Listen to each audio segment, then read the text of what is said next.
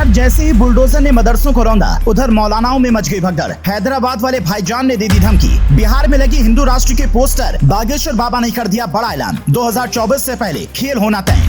मजार को हटाने के लिए मच गया बवाल। 24 घंटे का दिया गया समय, बुलडोजर तैयार, सिर्फ आदेश का इंतजार। इधर बुलडोजर से अवैध मदरसों को मिट्टी में मिलाने का काम शुरू हुआ। उधर मौलाना चीख चीख कर कहने लगे, हमारे मदरसों को मत तोड़ो। कई मौलाना मिलकर एक साथ चिल्लाते रहे, लेकिन पलक झपकते ही मदरसों को मिट्टी में मिला दिया गया। मदरसे की एक एक ईंट को उखाड़ दिया गया। लेकिन इसके बाद हैदराबाद वाले भाईजान आग बबूला हो उठे। उन्होंने मदरसे को तोड़ने वालों को चेतावनी दे डाली। इससे पहले योगी आदित्यनाथ ने उत्तर प्रदेश में मदरसों के सर्वे का आदेश दिया था। जब सर्वे की फाइल उनकी टेबल पर पहुंची तो कई अवैध मदरसे पाए गए, जिन पर सख्त कार्रवाई की गई। लेकिन कुछ मदरसे छूट भी गए थे, जिन पर अभी भी एक्शन लिया जा रहा है। कुल मिलाकर बुलडोजर की गूंज इस तरह से सुनाई दे रही है कि मौलाना अब भी थर थर कांप रहे हैं। यूं तो बाबा का बुलडोजर उत्तर प्रदेश में खूब चलता है, लेकिन इस बार उत्तराखंड में जमकर बुलडोजर गरजा। देवधार वन में बनाए गए अवैध मदरसों को वन विभाग ने कुछ ही देर में पूरी तरह से ध्वस्त कर दिया। बताया गया कि कुछ मुसलमानों ने जबरदस्ती सरकार की जमीन पर मदरसा खोल दिया था, जिसका लोग विरोध कर रहे थे। इसीलिए अब मदरसों को मिट्टी में मिला दिया गया है। लेकिन जैसे ही इधर मदरसे को ढेर किया गया, उधर महाराष्ट्र में मजार को तोड़ने के लिए बवाल मच गया। महाराष्ट्र नवनिर्माण सेना के कार्यकर्ताओं ने एक अवैध मजार को हटाने की मांग कर दी।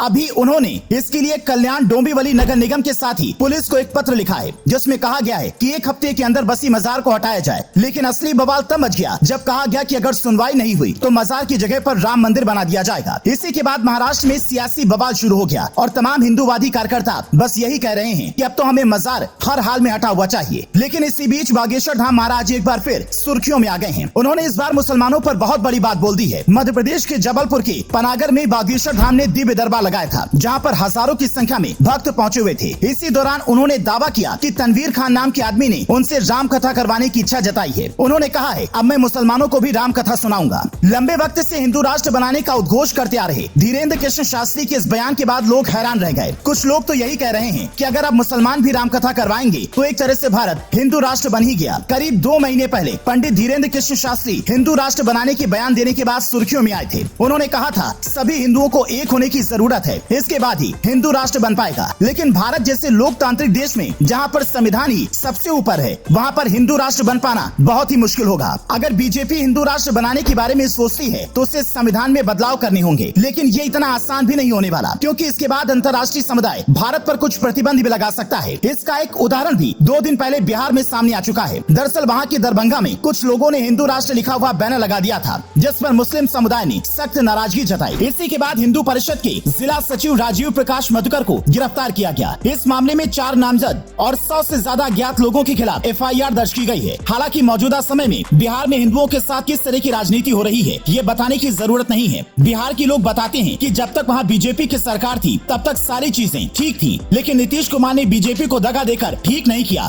अब वहाँ पर मनमाने तरीके से सरकार चलाई जा रही है। वैसे हिंदू राष्ट्र बनाने के मुद्दे पर आपका क्या मानना है? क्या ऐसा होना चाहिए? कमेंट करके अपनी राय हमें जरूर बताएं।